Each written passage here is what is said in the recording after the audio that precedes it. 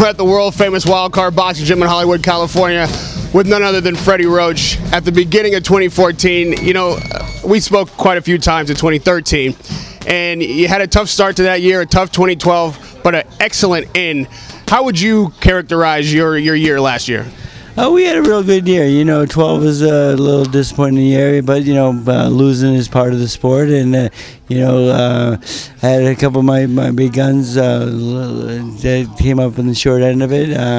You know, Manny in a close fight with Bradley, of course, and it made me a little controversial. But then the Marquez fight was no controversial at all.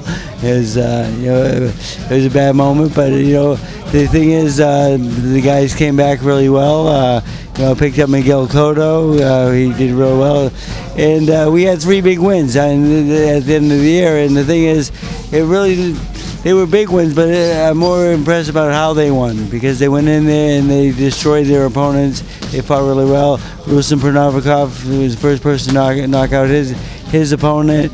Manny Pacquiao wins every round of his fight, and you know, Miguel Cotto knocks out a very difficult guy.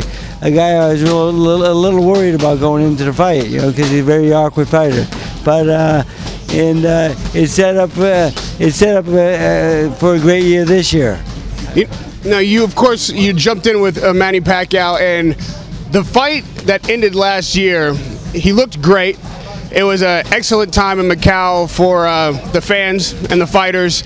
But with all that went on, the one big story that didn't break until you got back home was obviously the Brandon Rios steroid test, or, you know, PED test. What was your reaction when you heard that he failed that test? Well, you know, I know he has a new strength coach, and I don't get along with the guy. And one of the reasons why he doesn't work for me anymore, because he's I think he's a little shady. You know, you know, he used to give Manny a drink every day before a workout, and I asked him what's in that drink, and he would never tell me. And I said, you know, I need to know what's in that drink, because, you know, you're giving it to my fighter, and if something goes wrong, I'm going to get the blame. So, you know, I think. You know, he may have something to do. In my opinion, he's a little shady, and so he's with that camp now, and it doesn't surprise me that happened. No, I mean that's a major indictment right there. Obviously, he's the only new addition to Rios' camp, and this is the first time Rios has tested positive. And then we had, of course, the Marcos Maidana fight, where you have a controversy somewhat in the corner. What happened with the napkin? Obviously, you've been in hundreds, if not thousands, of corners, hundreds, if not thousands, of fights. Did that look like some kind of routine action to you, or do you have your suspicions there as well? Well, you know, everyone has their suspicions there, because it's very unusual for the strength coach to be that close to the fighter. I mean, usually a cut man will work on a cut if that's a possibility. But he's very forceful, and I was surprised that Alex Garcia let him in the corner, actually, because he did in Macau. He didn't even let him work the corner, but he let him in the corner. And you know, when a fighter's head jerk backs like that, when he smells something, it's something that is not legal in boxing, of course, you know. And you know, they say there's an investigation going on and so forth, you know. But, like, you know, he has Dr. Rector, who gives him prescriptions all the time. They're looking up the wrong tree if they're looking at Alex Ariza. They need to find out where that came from, because I believe, in my opinion, it was something illegal. Because, I mean, you know, smelling salts are illegal in boxing, and who was it? Maybe that or something stronger, or, you know. So, you know, because Broner was coming back at the end of that fight in those last 2 rounds. If he didn't have, it could have swung the other way. Now, turning our attention to what goes on inside the ring. Every time Manny Pacquiao has a fight, before the sweat is dry, everybody wants to know who's next. There was, oh, go ahead. No, you know, I mean, we just have a very small field of people that are available right now. You know, I don't know who's next right at this point. And the thing is, the biggest talk out there is, hey, they want him to fight Ruslan. You know, but they're both my guys, and you know, they don't want to fight each other, but they may have to, because that might be the only fight out there. Now, Ruslan doesn't seem so reluctant to fight Pacquiao. He's made some statements. He says it would be an awesome fight, like it's a fight he wants. Obviously, you can't fault him for that. It's a lot of money. Would you advise him against that fight? Do you think, I mean, taking the hats off of who you're most loyal to, do you think he's ready for a fight like that? Ruslan came to Manny's fight in China, and Ruslan told me in China, Freddie, I will retire before I fight Manny Pacquiao. That's his exact words. So those other comments are coming from his promoter, but not from Ruslan. And Ruslan came to visit me yesterday, and he told me, he said, you know, I don't want to fight my friend and my stablemate. Well, that only leaves really, realistically, Marquez or Bradley. Marquez doesn't seem likely. So you have your eye on Bradley? Well, Bradley is like the guy out there right now, but he is asking for a lot of money, of course, and because, you know, he did win the last decision they fought against each other, so he's out there. But, you know, there's a couple other guys out there right now that I'm thinking about that are free agents. You look at Mayweather's last like 4 fights and so forth. If we can fight one of those guys that he went the distance with to knock that person out and be impressive, it puts us even closer to Mayweather, because that's the fight we really want eventually. You know, the thing is, we want Mayweather. Well, you know, recently news broke that Guerrero served Golden Boy with papers. It could be that he's headed to Top Rank. If that's the case, could you see a Guerrero-Pacquiao matchup possible? Yes, I could, because Guerrero has sparred with Manny many times, and he thinks he gets the best of Manny, and he's made that publicly before, that he used to beat Manny up in sparring. I see it a different way, but I would love that fight, and I think it's a great fight. And, you know, he went the distance with Mayweather, and I think if Manny knocks him out, it puts us even closer to the Mayweather fight, because I feel that Manny can knock him out. I just got to get that motivation for him to finish the job. You know, he's being too nice a guy sometimes, because I feel he could have finished his last fight. I think he could have finished Rios, but the thing is, he didn't feel a need to knock him out, you know, or maybe hurt the person. But I told Manny, I said, you know, Manny, I said, you get hit by one shot last time, and that one shot can change the fight, of course, you know, and that can happen at any time. And I'm trying to get them, you know, don't let them last longer than they should. But the thing is, you know, with Manny's being so religious and a good sport, he doesn't really want to hurt anybody if he doesn't have to. You know, like they say, you don't get paid for overtime in this sport. Now, Manny, it was reported, would have gotten the Bradley fight last year instead of Rios if Bradley had agreed. It seems that he's on a road to redemption. That's what he's looking to do to solidify his legacy. It's important to him. How badly does he want the Bradley rematch? You know what? He wants it because he felt he got a bad decision the last one. We would like that fight, of course, but the thing is, it's not a big money maker though. And the thing is, what Manny wants is to secure his legacy. Yes, but the thing is, he feels that he won that fight, and a little bit of him feels that there's really no need to fight him again unless it's worth it. And the thing is, the money that fight brings is not that great, because he doesn't have a pay-per-view audience, not as big as we would like. So, you know, I don't think Manny really cares about that fight, you know, because the fight he talks about mostly with me right now is Mayweather. Beyond Pacquiao and your up-and-coming star in Ruslan Provodnikov, you've taken on a new challenge and a guy who's at the sunset of his career, but he's not done. That's in Miguel Cotto. So the fights that you take next for him are obviously very important, because who knows how long he's going to stay in there. I spoke to Gennady Golovkin yesterday, and him personally and his camp seem to be feeling like Miguel Cotto is a possibility, and it's a fight they want. Is that a fight you want for Cotto? Definitely, I think it's a good fight for us. You know, we've been talking about Martinez lately, though. I mean, you know, Cotto's manager called me, and you know, between Canelo or Martinez, who would I rather fight? I said, well, I'd like to get Martinez first, and we can always take Canelo down the line because, you know, he's a young man. He'll be there for a long time. Martinez is towards the end of his career right now, and I'd like to get him sooner than later. So we are negotiating with him right now. But the Triple G, I haven't really heard that he wants to fight my guy. But the thing is, you know, he's a good, solid fighter and so forth. He's been well protected, though. I mean, he's not the biggest name in the world right now because he's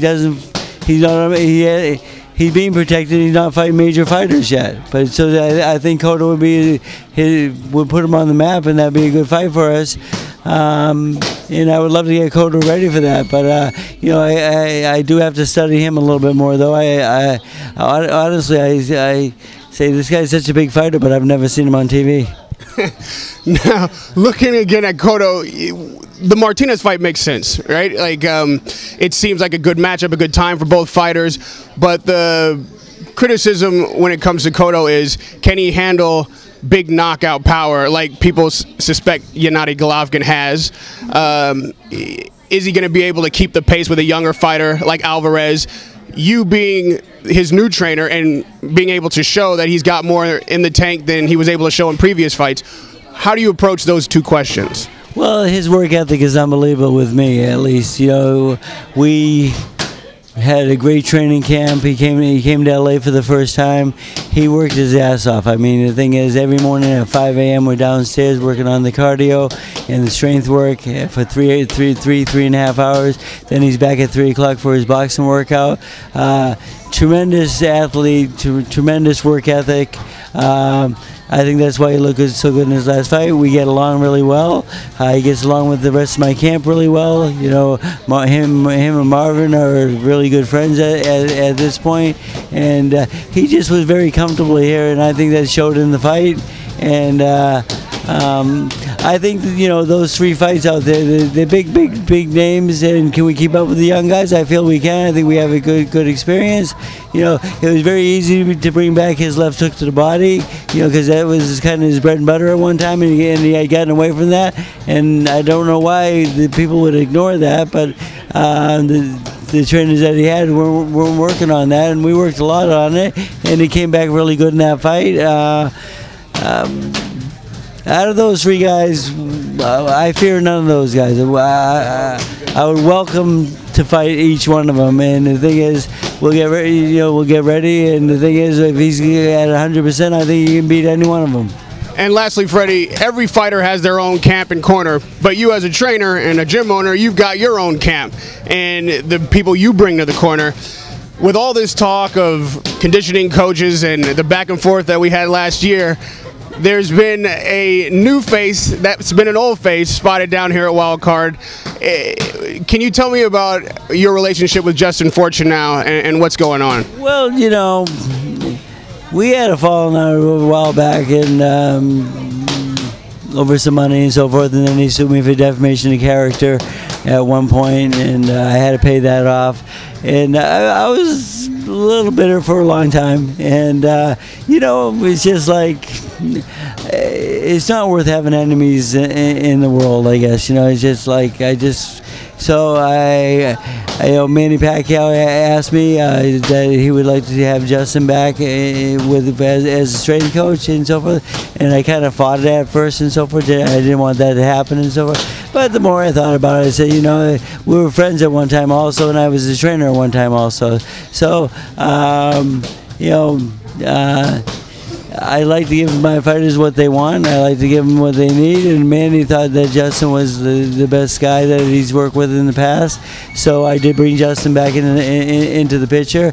And the first fighter I worked with him was DeMarco. And that was just to get, used to having him around again, and just see if I could do that.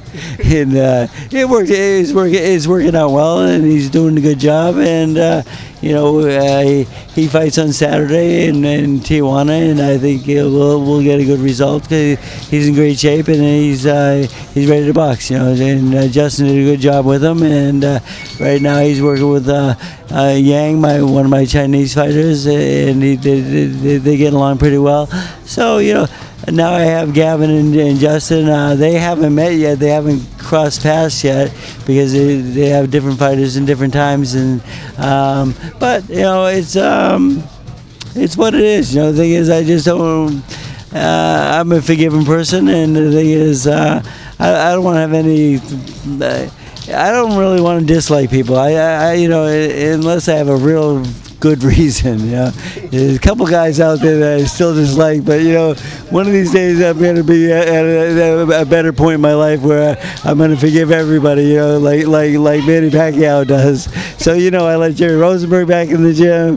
I let Miguel Salazar back in the gym, and I've thrown these guys out before, and I said, so it's really not worth having enemies in life. So I just try to be a better person. Well, there's no denying your record with Justin Fortune. You guys are undefeated together, and you said last year that you're going to have an eye to the old school when it comes to Manny Pacquiao. You want to go back to old school, and if that corner is together and 2014 is right before us, do you think that that gives you the best opportunity, if a Mayweather fight were to be made, to fight Mayweather? And then in addition to that, what do you make of all of these jokes and insults that Mayweather's putting out there in the press? Is it to avoid the fight or to make the fight? When people talk about the fight, I think it's positive. So the thing is, I think he's making noise to make the fight. You know, it's a fight the world wants to see. Everyone knows that, and I don't think that either guy has really anywhere else to really go. And the thing is, Mayweather has a contract with you know, CBS, Showtime for you know, 4 more fights. There's not 4 more guys out there without him fighting Manny Pacquiao. I mean, somewhere in that fold, he's gonna have to fight Manny, I feel, along the way. You know, so like, you know, guys like Amir Khan and him, they're not gonna do the big numbers, and they're going to lose money on those shows, I feel. So the thing is, you know, Showtime and CBS are in the business to make money, you know, and they need fights like Pacquiao Mayweather to be profitable. So I think that is going to make that fight happen. I think it's I think that they will make Mayweather fight that fight, because we definitely won't want to sign that fight. And as long as the person's in negotiations work out pretty well, you know, and we accepted almost everything, you know, in the drug testing whatsoever. So I don't think there's any more excuses for him not to fight us. Thank you, Freddie. I always appreciate the time and your candor. Radio Rahim with Freddie Roach.